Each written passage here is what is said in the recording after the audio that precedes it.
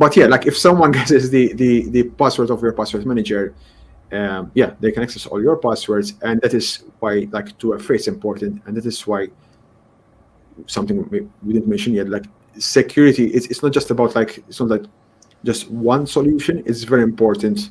The more kind of like layers you can implement, the more different things you can implement, the better it is. Because as like even if you have a password manager, and let's assume in a worst case scenario, your password manager has been hacked, yeah, at least there's 2FA. And ideally, yeah, the password manager you use should have some sort of like more, shouldn't just maybe rely on a username and password. It should rely maybe, I don't know, on certificates, passkeys, hardware keys. Hardware keys nowadays are very common.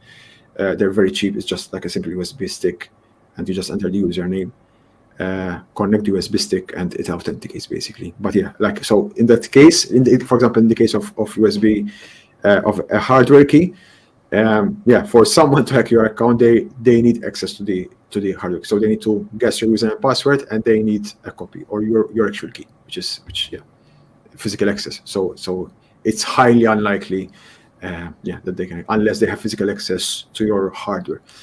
Okay, so I think one of the most common questions I would say I've seen from people coming up with especially with 2FA, many people are kind of like concerned that if they there are two major concerns with 2FA. One of them is that it slows kind of thing, like people from logging in and stuff. But yeah, like as we said, like it's always a trade-off between security and productivity. But as I said, there's also like new technologies coming up, like passkeys, that are actually passwordless. They're even much faster than using a username and password. So yeah, and also like different there are different solutions for WordPress. Like you can use a plugin to save the 2FA code for the next 30 days, 90 days. So of course you don't have to enter the one-time code every time you try to log in. But yeah, like the other concern is like, what happens if, yeah, like I use an authenticator app, I'm trying to log in, and one of my users forgot the mobile and also the battery. There are solutions. You want to tell us a bit more, like what can we do in this case?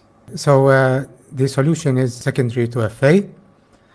So there you can have either a backup code. So backup codes, you pre-download them, you save them somewhere secure.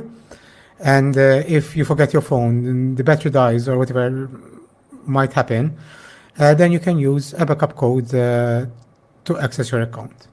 Backup codes can only be used once. So once the code is used, it's done.